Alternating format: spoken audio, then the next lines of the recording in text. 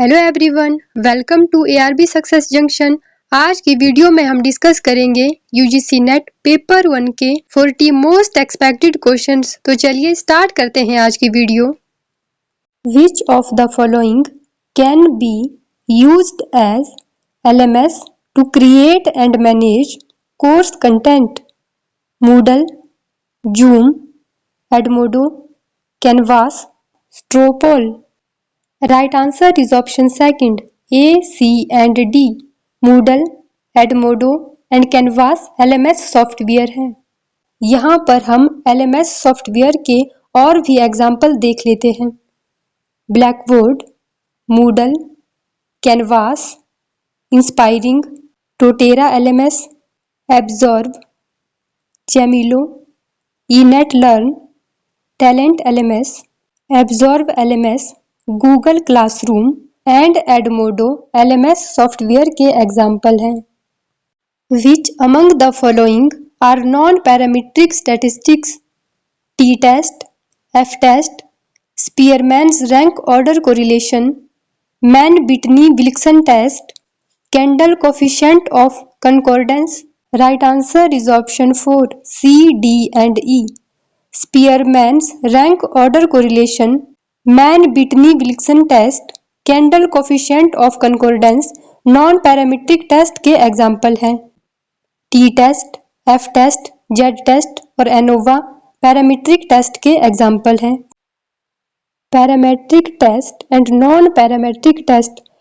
Parametric test वो test होते हैं जो पॉपुलेशन डिस्ट्रीब्यूशन के बारे में कुछ एजम्पशन लेकर चलते हैं। जो पैरामेट्रिक टेस्ट होते हैं वो पॉपुलेशन डिस्ट्रीब्यूशन के बारे में ये एजम्पशन लेकर चलते हैं कि जो पॉपुलेशन है वो नॉर्मली डिस्ट्रीब्यूटेड है। Non parametric test assumption free होता है। पैरामेट्रिक टेस्ट के एग्जाम्पल हैं paired T test, unpaired T test, one way ANOVA, Pearson coefficient and Z test. और नॉन पैरामेट्रिक टेस्ट के एग्जाम्पल हैं signed rank test, Mann Whitney U test, Kruskal Wallis H test, Spearman coefficient and chi square test non parametric test के example हैं।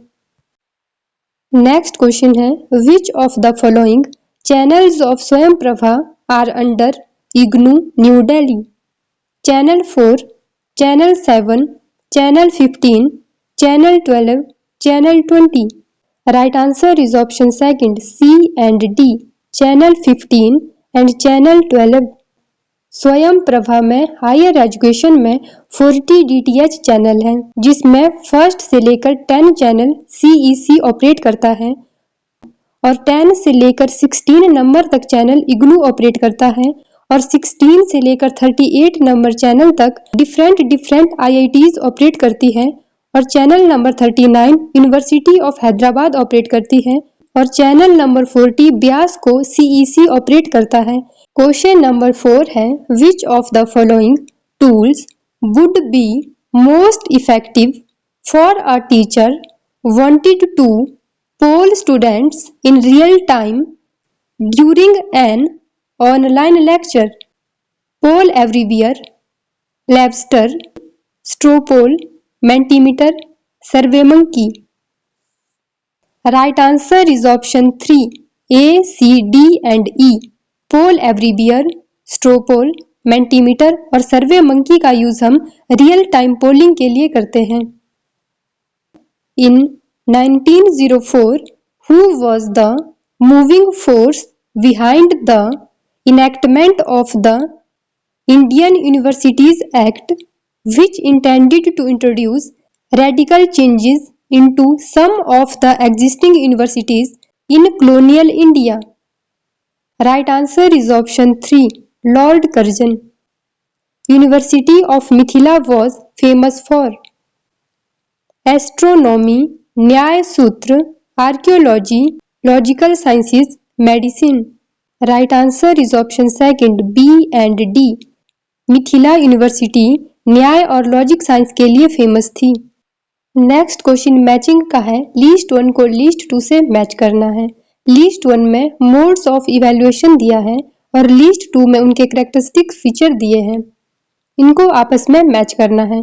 List 1 में दिया है formative evaluation, summative evaluation, criterion referenced evaluation, norm referenced evaluation और list 2 में इनके feature दिए हैं। Right answer is option second, A का 3, बी का 4, सी का 2 एंड डी का 1। Formative evaluation during the learning होता है। फॉर्मेटिव इवैल्यूएशन के फीचर हैं used primarily for motivational and monitoring purpose of learning.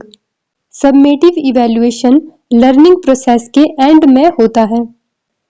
Summative evaluation के फीचर हैं used primarily for gradation of progress made.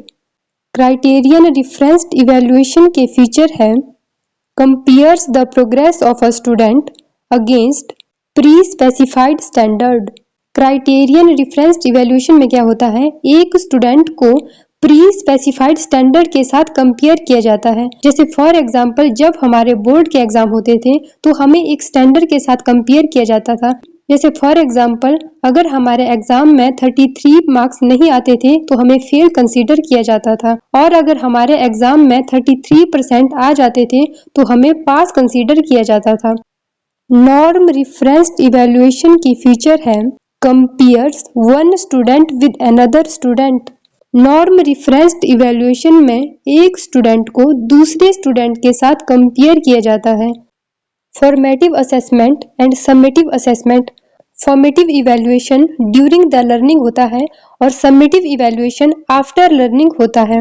Formative evaluation learning process को monitor करता है and summative evaluation rank and grade assign करता है। Formative evaluation learning को improve करता है और समेटिव इवैल्यूएशन अचीवमेंट को इवैल्यूएट करता है। Formative evaluation provides ongoing feedback for improving instructions। Summative evaluation comparison through standardized test। Formative evaluation learning goals पर फोकस करता है और summative evaluation result पर फोकस करता है। Formative evaluation small content area को कवर करता है और summative evaluation entire course को include करता है। नेक्स्ट क्वेश्चन अगेन मैचिंग का है। लिस्ट 1 को लिस्ट 2 से मैच करना है। लिस्ट 1 में कंप्यूटर टर्म्स दी है और लिस्ट 2 में उनके डिस्क्रिप्शन दिए हैं, इनको आपस में मैच करना है। लिस्ट 1 में दिया है Linux, Mozilla Firefox, notepad, JPEG और लिस्ट 2 में दिया है text file editor, image file format, operating system, web browser. Right answer is option second, A3, B4, C1, D2। Linux एक ऑपरेटिंग सिस्टम है, A का 3, मोजिला फायरफॉक्स एक web browser है, B का 4, नोटपैड एक टेक्स्ट फाइल एडिटर है, C का 1, JPEG एक इमेज फाइल फॉर्मेट है, D का 2। Right answer is option second. Next question again matching का है। लिस्ट 1 को लिस्ट 2 से मैच करना है। लिस्ट 1 में मूक के 4 क्वाड्रेंट दिए हैं और लिस्ट 2 में उनके कंपोनेंट दिए हैं, इनको आपस में मैच करना है।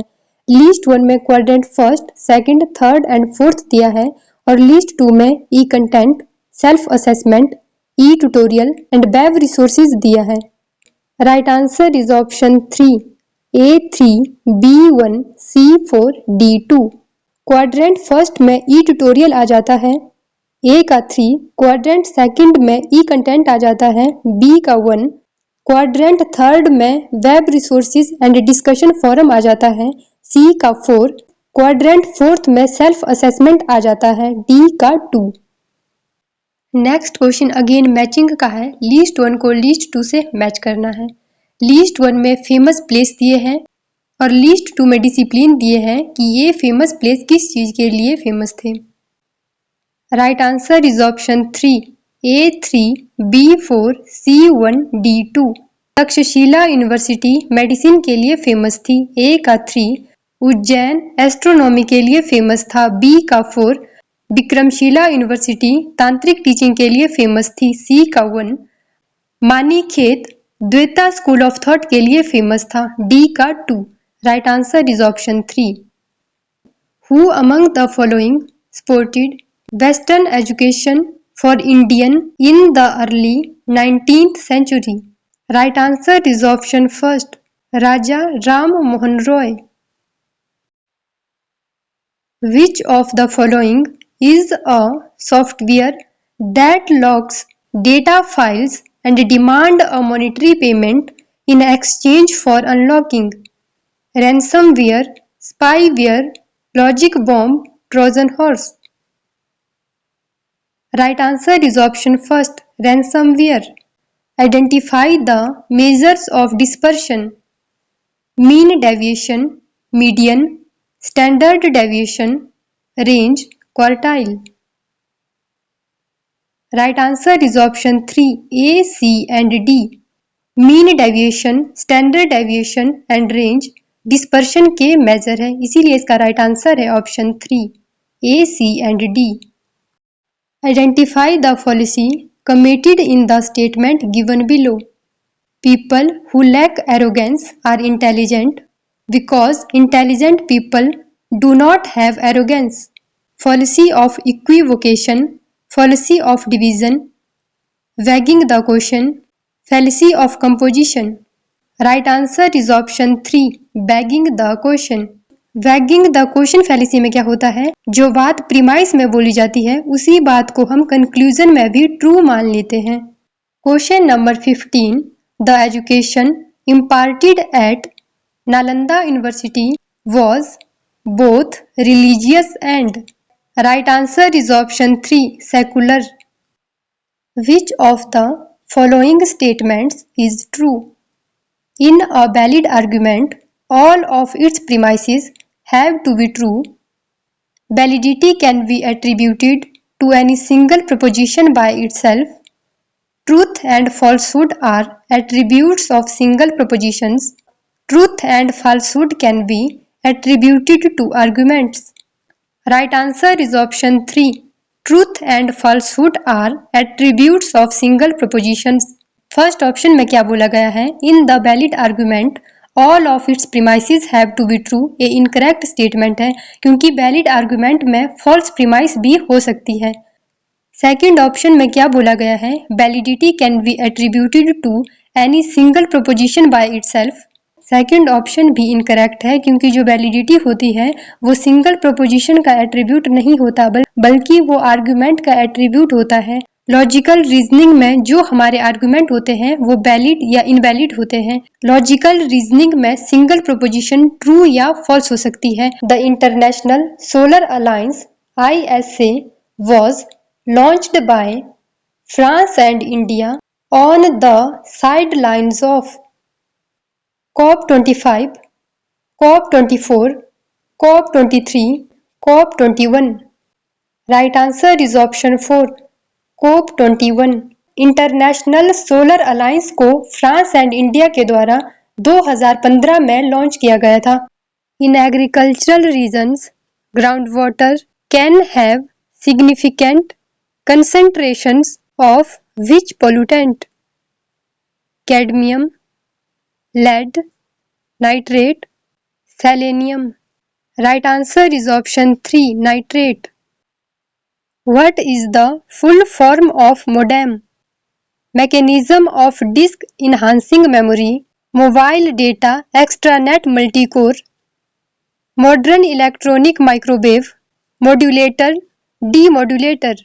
Right answer is option 4, modulator, demodulator. Question number 20.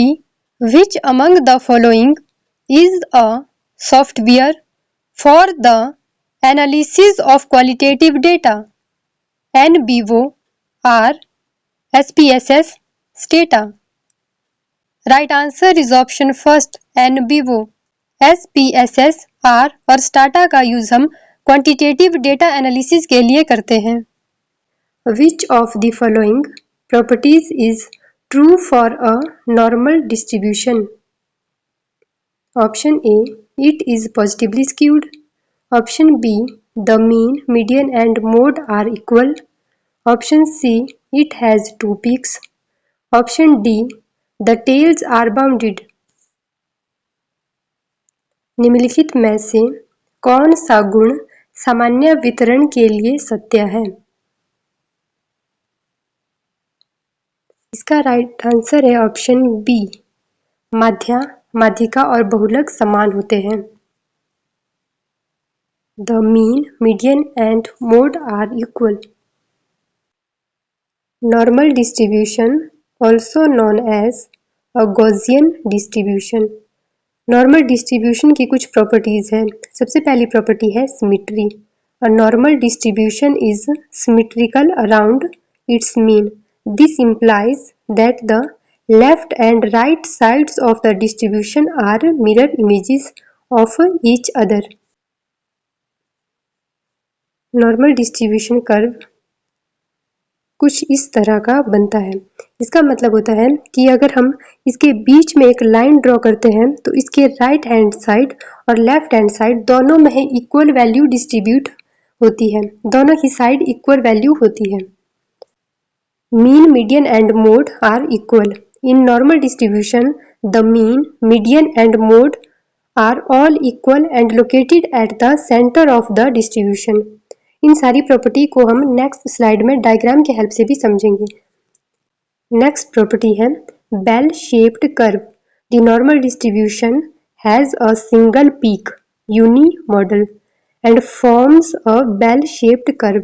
Next property है asymptotic tails. The tails of the normal distribution extend infinity in both directions, approaching but never actually reaching the horizontal axis.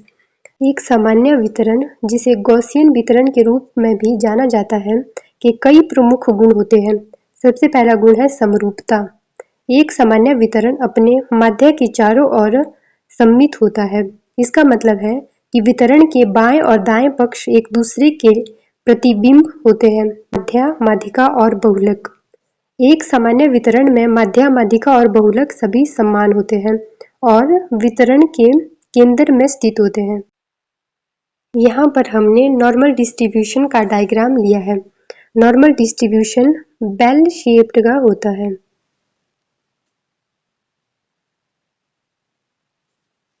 Normal distribution curve bell shaped का दिखता है और normal distribution symmetrical distribution होता है। Symmetrical distribution का मतलब होता है कि अगर हम डायग्राम के बीच में अगर लाइन ड्रॉ करें तो इसके राइट हैंड साइड और लेफ्ट हैंड साइड दोनों साइड में इक्वल वैल्यू होंगी।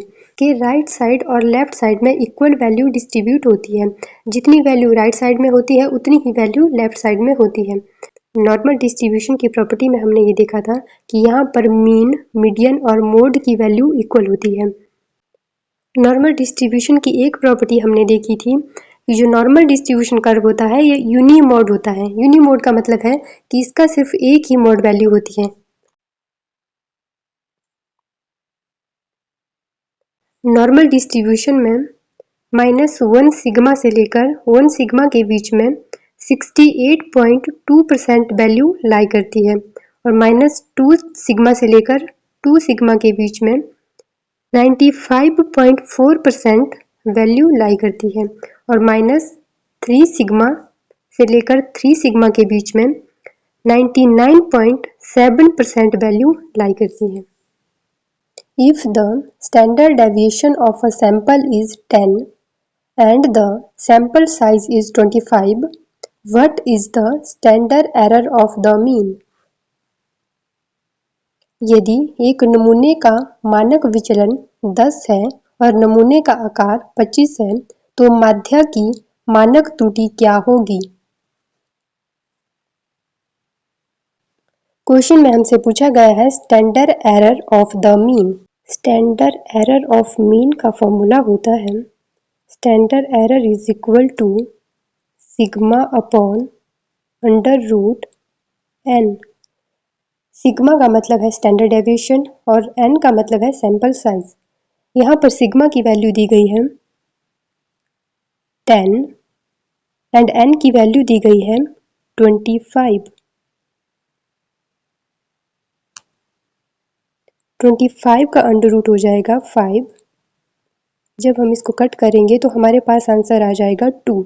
इसका राइट आंसर है ऑप्शन बी 2।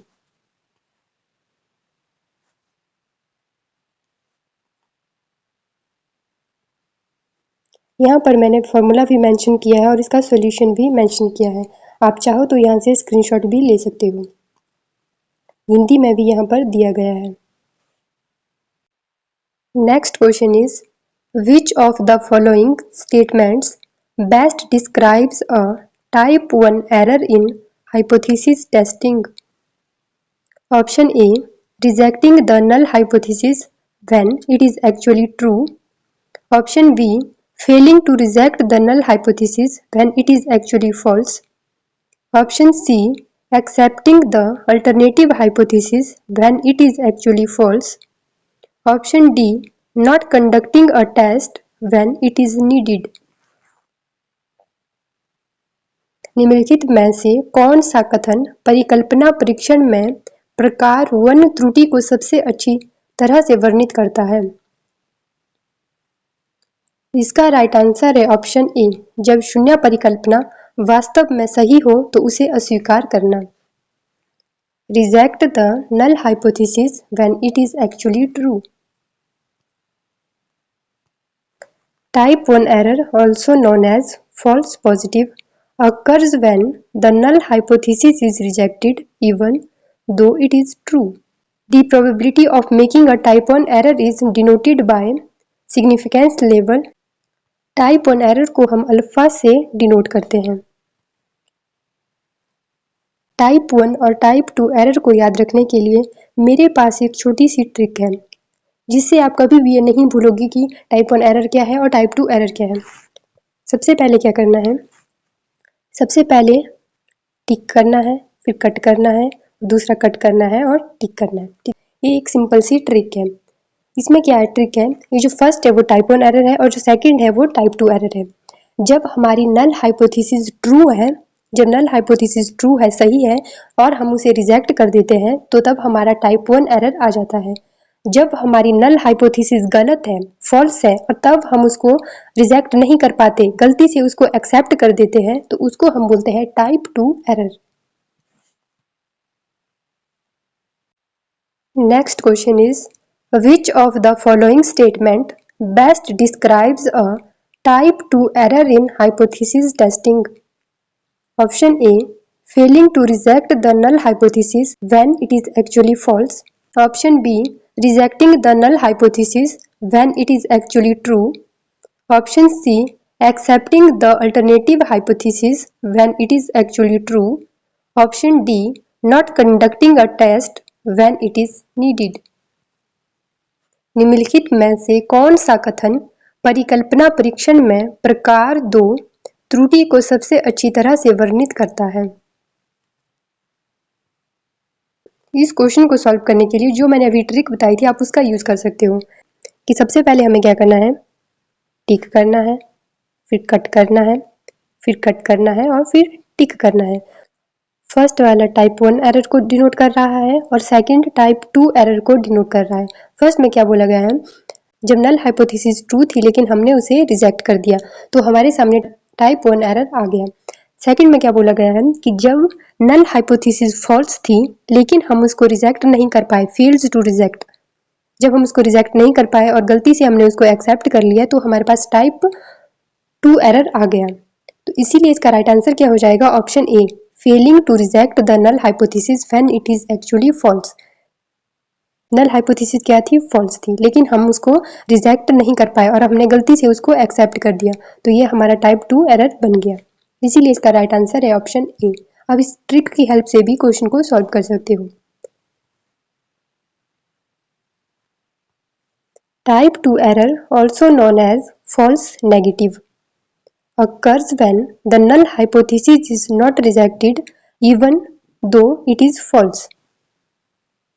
टाइप 2 एरर को बीटा से डिनोट किया जाता है। जब भी एक रिसर्चर रिसर्च करता है तो वह सबसे पहले हाइपोथेसिस फॉर्मुलेट करता है। एक रिसर्चर अपने रिसर्च क्वेश्चन का एक टेंटेटिव सॉल्यूशन बनाता है, जैसे null hypothesis and alternative hypothesis. Null hypothesis का मतलब होता है कि दो वेरिएबल्स के बीच में किसी तरह का कोई रिलेशनशिप नहीं है, और अल्टरनेटिव हाइपोथेसिस का मतलब होता है कि दो वेरिएबल के बीच में रिलेशनशिप एग्जिस्ट करता है। एक रिसर्चर कभी भी अल्टरनेटिव हाइपोथेसिस को डायरेक्टली टेस्ट नहीं कर सकता, इसीलिए वो नल हाइपोथेसिस को टेस्ट करता है और उसी के बेस पर रिजल्ट निकालता है।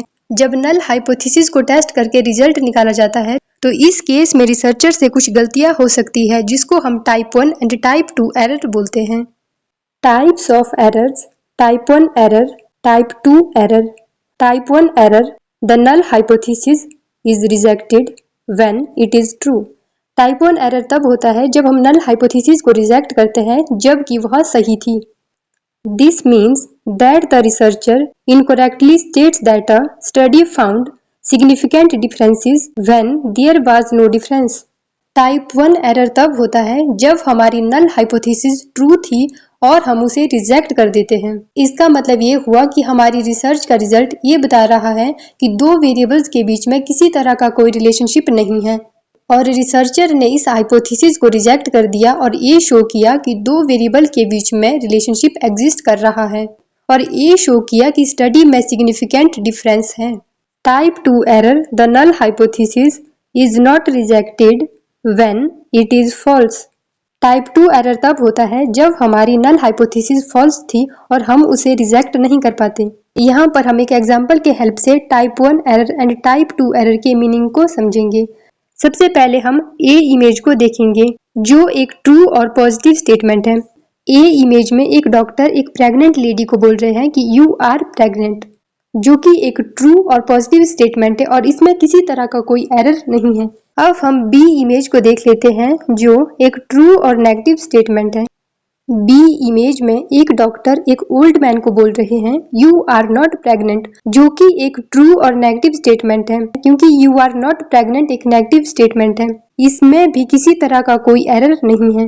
अब सी इमेज देख लेते हैं जो कि एक फॉल्स और पॉजिटिव स्टेटमेंट है. सी इमेज में एक डॉक्टर एक ओल्ड मैन को बोल रहे हैं यू आर प्रेग्नेंट, जो कि एक फॉल्स और पॉजिटिव स्टेटमेंट है.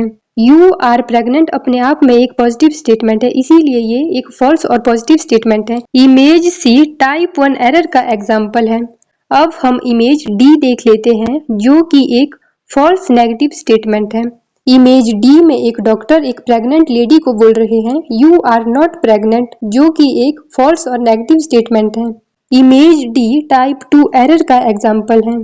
Takshashila, an ancient center for higher learning in India, was declared as a heritage site by the UNESCO in Option 1 1980, Option 2 1982, Option 3 1984, Option 4 1986. Bharat में उच्च शिक्षा के लिए एक प्राचीन केंद्र तक्षशिला को यूनेस्को द्वारा विरासत स्थल घोषित किया गया था. Right answer is option first 1980. The oldest among all universities in India, centre of learning as early as during 700 BC. Its name is derived from Taksh, the son of Bharat. Now it is in northwestern Pakistan. Taxila university present में पाकिस्तान में located है.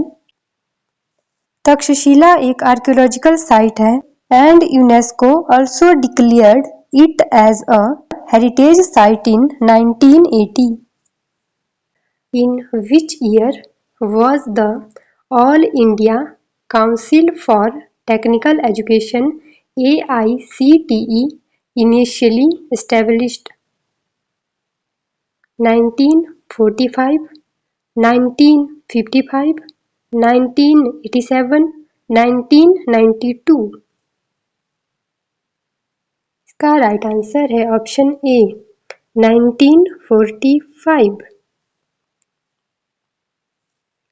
All India Council for Technical Education AICTE was initially established in 1945 and 1987 में इसको statutory body बना दिया गया था.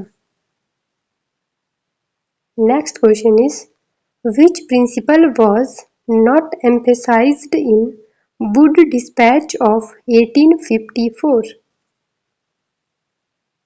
Promotion of vernacular education, establishment of universities, introduction of technical education, training of teachers. इसका राइट आंसर है option C introduction of technical education.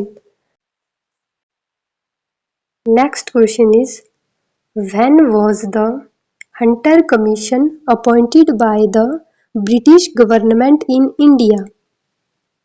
1872, 1882, 1892, 1902। इसका right answer है option B 1882। Next question is, which document is often referred to as the Magna Carta of English Education in India?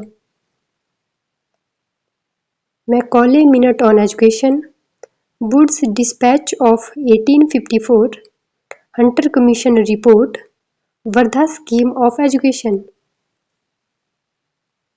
इसका right answer है option B Wood Dispatch of 1854। Which of the following is an example of a learner-centered teaching method? Option A lecture, option B demonstration, option C drill and practice, option D problem-based learning। Right answer is option D problem-based learning। Lecture, demonstration, drill and practice teacher centred method के example हैं और problem based learning learner centred method का example है। Question number 7, what is the primary characteristics of a flipped classroom? Option A students complete assignments independently at home, option B teachers deliver lectures and content during class time, option C students teach the lesson to each other, option D students review recorded lectured at home and engage in activities in class। Right answer is option D students review recorded lectures at home and engage in activities in class। The primary characteristics of a flipped classroom is that students review recorded lectures or instruction materials at home and then engage in interactive activities, discussions and exercise during class time। Flipped classroom traditional classroom से उल्टा होता है। Traditional classroom में क्या होता था, एक teacher class में लेक्चर देता था, कंटेंट समझाता था और स्टूडेंट्स घर में जाकर एक्सरसाइज और होमवर्क करते थे। लेकिन फ्लिप्ड क्लासरूम में इससे उल्टा होता है। फ्लिप्ड क्लासरूम में क्या होता है कि स्टूडेंट्स को पहले से ही एक रिकॉर्डेड वीडियो प्रोवाइड कर दी जाती है। स्टूडेंट्स उस वीडियो से कंटेंट को पढ़ते हैं, जो इंस्ट्रक्शन मटेरियल उन्हें प्रोवाइड किया जाता है उस मटेरियल को पढ़ते हैं, चीजों को समझते हैं और क्लास में आकर एक्सरसाइज करते हैं, डिस्कशन करते हैं और प्रॉब्लम को सॉल्व करते हैं। क्वेश्चन नंबर 8 है, what did Ivan Pavlov famously demonstrate through his experiments with dogs? Option A operant conditioning, option B classical conditioning, option C observational learning, option D cognitive learning. Right answer is option B classical conditioning. Ivan Pavlov famously demonstrated classical conditioning through his experiments with dogs। Question number 9, who is credited with developing the theory of operant conditioning? Option A Ivan Pavlov, option B B.F. Skinner, option C Albert Bandura, option D John V. Watson। Right answer is option B B.F. Skinner। Operant conditioning is a theory developed by B.F. Skinner। Question number 10, who proposed the theory of multiple intelligence? Option A Howard Gardner, option B Jean Piaget, option C Lev Vygotsky, option D Erik Erikson। Right answer is option A Howard Gardner।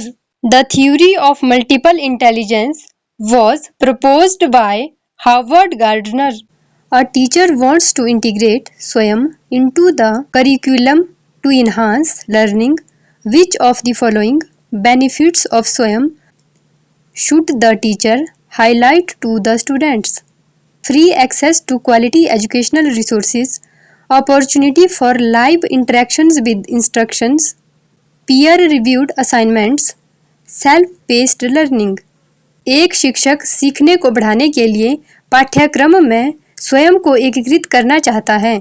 शिक्षक को स्वयं के निम्नलिखित में से कौन से लाभों पर छात्रों का प्रकाश डालना चाहिए? गुणवत्तापूर्ण शैक्षिक संसाधनों तक मुक्त पहुंच, निर्देशों के साथ लाइव बातचीत का अवसर, सहकर्मी समीक्षित असाइनमेंट, स्वगति से सीखना। Right answer is option second, A and D, free access to quality educational resource and self based learning. Next question matching का है। लिस्ट 1 को लिस्ट 2 से मैच करना है। लिस्ट 1 में ऐप दिए हैं एंड लिस्ट 2 में उनके यूज दिए हैं, इनको आपस में मैच करना है। लिस्ट 1 में दिया है लेवस्टर, गूगल अर्थ, कहूट, पोल एनीबियर। इन ऐप को इनके यूज से मैच करना है। Right answer is option third, A का 2, B का 3, C का 4 एंड D का 1।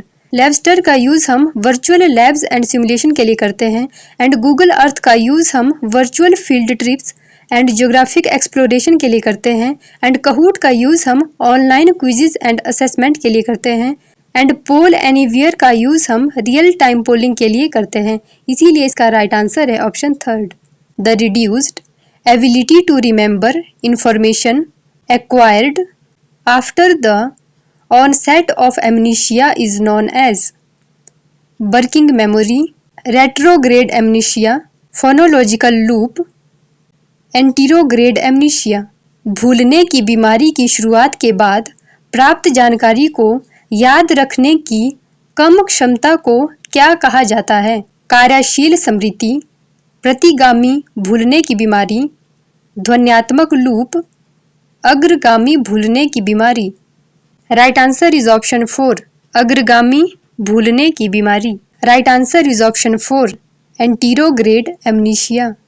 नेक्स्ट क्वेश्चन है, the important characteristics of internet communication are absence of sub media, multi data networking, high fidelity realism, sophisticated reciprocity, non interactive. Internet संचार की महत्वपूर्ण विशेषता है उप मीडिया का अभाव, मल्टी डेटा नेटवर्किंग, उच्च निष्ठा यथार्थवाद, परिष्कृत पारस्परिकता, गैर interactive. Right answer is option second, B, C and D, multi data networking, high fidelity realism, sophisticated reciprocity. Next question है, arrange the following statistical measures in increasing order, 6th decile, median, 3rd quartile, 67th percentile। निम्नलिखित सांख्यिकीय मापों को बढ़ते क्रम में व्यवस्थित करें। छठा दशमलव, मध्यिका, तीसरा चतुर्थक, 67वां प्रतिशतक। Right answer is option third, B, A, D and C। सबसे कम वैल्यू मीडियन की होगी, उसके बाद 6th डिसाइल की होगी, उसके बाद 67th परसेंटाइल की होगी एंड सबसे ज्यादा वैल्यू 3rd क्वार्टाइल की होगी। मीडियन की वैल्यू 50% होगी क्योंकि मीडियन किसी भी सीरीज को 2 बराबर भागों में बांटती है, इसीलिए मीडियन की वैल्यू 50% होगी एंड 6th डिसाइल की वैल्यू 60% होगी एंड 67th परसेंटाइल की वैल्यू 67% होगी एंड 3rd क्वार्टाइल की वैल्यू 75% होगी। इसीलिए इसका करेक्ट इंक्रीजिंग ऑर्डर में सीक्वेंस बनेगा median, 6th decile, 67th percentile and 3rd quartile. Next question है, excess presence of which one of the following in drinking water can elevate the blood pressure of humans? Sulphate, zinc, lead, copper. पीने के पानी में निम्नलिखित में से किसकी अधिक उपस्थिति मनुष्य के रक्तचाप को बढ़ा सकती है? सल्फेट, जिंक, सीसा, तांबा। Right answer is option third, lead. Next question है, in computing which of the following is a program downloaded and installed on a computer that appears harmless but is in fact malicious? Trojan horse, time bomb, worm, logic bomb. Computing में निम्नलिखित में से कौन सा program computer पर download और install किया जाता है जो हानि रहित प्रतीत होता है लेकिन वास्तव में दुर्भाग्यपूर्ण है? Right answer is option first, Trojan horse. Trojan horse एक ऐसा मालवेयर होता है जो हमारे सामने एक लेजिटिमेट सॉफ्टवेयर बनकर आता है, लेकिन जब हम इसको डाउनलोड या इंस्टॉल करते हैं तो ये हमारे सिस्टम को हार्म करता है। Types of malware. Virus. Virus malware का एक टाइप है। Virus is a piece of computer program और code that attach itself to a host program or file. It can spread from computer to computer, infecting as it travels. It can't run independently and requires host program to activate it. Virus can damage software, hardware and files. Virus does not spread without human action. An example of virus is I love you. I love you एक virus का example है। Virus एक ऐसा piece of computer programme या फिर एक ऐसा code होता है जो किसी फाइल पे अटैच होता है। जिस फाइल में ये वायरस होता है, एक बार उस फाइल को अगर एग्जीक्यूट कर दिया जाता है तो फिर ये virus computer to computer spread होता जाता है। जो वायरस होता है वो इंडिपेंडेंटली रन नहीं करता, उसे किसी न किसी होस्ट की जरूरत होती है। वायरस सॉफ्टवेयर, हार्डवेयर और फाइल्स को डैमेज कर सकता है। वायरस बिना ह्यूमन एक्शन के स्प्रेड नहीं हो सकता है। वर्म भी एक मालवेयर का टाइप है। A worm, like a virus, is designed to copy itself from one computer to another, but it can travel alone and independently without user action. Worm एक सेल्फ रेप्लिकेटिंग मालवेयर है। Worm भी virus की तरह ही होता है। Worm और virus में ये डिफरेंस होता है कि जो वर्म होता है वो इंडिपेंडेंटली ट्रेवल करता है विदाउट यूजर एक्शन के, और जो वायरस होता है वो ह्यूमन एक्शन से एक्टिवेट होता है। A great danger of worms is their ability to replicate in great volume. A worm could send out copies of itself to everyone listed in your email address book, causing heavy network traffic. An example of worm is Melissa. Next, Trojan horse है। Trojan horse भी malware का एक example है। Trojan horse is a computer program that appears to be useful but actually does damage. Trojan horse एक ऐसा computer program है जो हमारे सामने एक लेजिटिमेट सॉफ्टवेयर बनकर आता है। जब हम इसको अपने सिस्टम में इंस्टॉल या डाउनलोड करते हैं तो उसके बाद ये हमारे सिस्टम को हार्म या डैमेज करता है। Trojan horse can also be included in software that downloaded for free. An example of Trojan horse is happy 99। Happy 99 Trojan horse का एक एग्जाम्पल है। मालवेयर के और भी बहुत से टाइप है, जैसे virus, ransomware, scareware, spyware, Trojan horse, adware. Virus और ट्रोजन हॉर्स का मीनिंग हमने देख लिया है। अब नेक्स्ट देख लेते हैं रैनसमवेयर। रैनसमवेयर क्या होता है? रैनसमवेयर भी एक मालवेयर का एग्जाम्पल है। Ransomware encrypts your file and then demands a ransom to return the data to user. Ransomware में क्या होता है, जो हमारी फाइल होती है उनको एनक्रिप्ट कर लिया जाता है और हमसे डिमांड की जाती है कि जब तक हम रैनसम फिरौती पे नहीं करेंगे तब तक वो हमारी फाइल को रिटर्न नहीं करेंगे। नेक्स्ट है स्केयरवेयर। स्केयरवेयर भी एक मालवेयर का एग्जाम्पल है। The user would be taken to a page to purchase a fake program. Scareware में क्या होता है कि जो यूजर होता है उसको डरा करके एक फेक प्रोग्राम परचेज करवाया जाता है। स्केयरवेयर में क्या होता है, जो हमारा सिस्टम होता है उसमें वार्निंग के पॉपअप या फिर एडवर्टाइजमेंट दिखाई जाती है और फिर हमसे कहा जाता है कि अगर हमने इस प्रोग्राम को इंस्टॉल नहीं किया तो हमारा सिस्टम डैमेज हो जाएगा, और हम किसी फेक प्रोग्राम को परचेज कर लेते हैं। नेक्स्ट है स्पाईवेयर। स्पाईवेयर भी एक मालवेयर का एग्जाम्पल है। It can monitor all forms of communication and interaction on a device. Spy का मतलब होता है नजर रखना। स्पाईवेयर क्या करता है, जितने भी हमारे डिवाइस में कम्युनिकेशन या इंटरेक्शन हो रही है उन सारी एक्टिविटी को मॉनिटर करता है। नेक्स्ट है adware. Will pepper the user with unwanted ad to attempt to get them to part with their money. Adware में क्या होता है कि हमारे सिस्टम में बहुत सारी अनवांटेड ऐड दिखाई जाती है। Which of the following statements are true in the context of web conferencing? It uses the internet to permit conferencing to take place. Multiple computers are used with this system, all connected over the internet. Delegates cannot leave the conference once they join. It is carried out in real time. Web conferencing के संदर्भ में निम्नलिखित में से कौन से कथन सत्य हैं? यह कॉन्फ्रेंसिंग की अनुमति देने के लिए इंटरनेट का उपयोग करता है। इस प्रणाली में कई कंप्यूटरों का उपयोग किया जाता है जो सभी इंटरनेट से जुड़े होते हैं। प्रतिनिधि एक बार सम्मेलन में शामिल होने के बाद उसे छोड़ नहीं सकते। यह वास्तविक समय में किया जाता है। Right answer is option 4 A, B and D.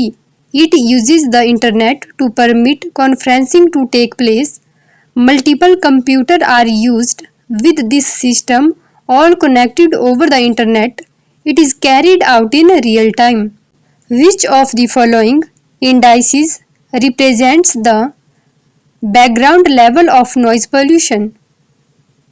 L10, L25, L50, L90. निम्नलिखित में से कौन सा सूचकांक ध्वनि प्रदूषण के पृष्ठभूमि स्तर को दर्शाता है? Right answer is option 4 L90. Next question matching का है। लीस्ट 1 को लीस्ट 2 से मैच करना है। लीस्ट 1 में मीडियम दिया है एंड लीस्ट 2 में उनके कैरेक्टरिस्टिक्स दी है। लीस्ट 1 में दिया है video on demand, data casting on internet, cinema, television and least 2 में उनकी कैरेक्टरिस्टिक्स दी है। Absence of being live, there and then production, known as invocational. Right answer is option 4 A का 4, B का 1, C का 2 and D का 3. Video on demand की characteristics है इन्वोकेशनल। Data casting on internet की कैरेक्टरिस्टिक्स है absence of being live। Cinema की characteristics है there and then production and television की कैरेक्टरिस्टिक्स है known as। आई होप आपको ये वीडियो हेल्पफुल लगी है। अगर आपको ये वीडियो हेल्पफुल लगी है तो इसी तरह की और वीडियोस देखने के लिए चैनल को सब्सक्राइब कर दीजिए, वीडियो को लाइक एंड शेयर कर दीजिए। Thank you.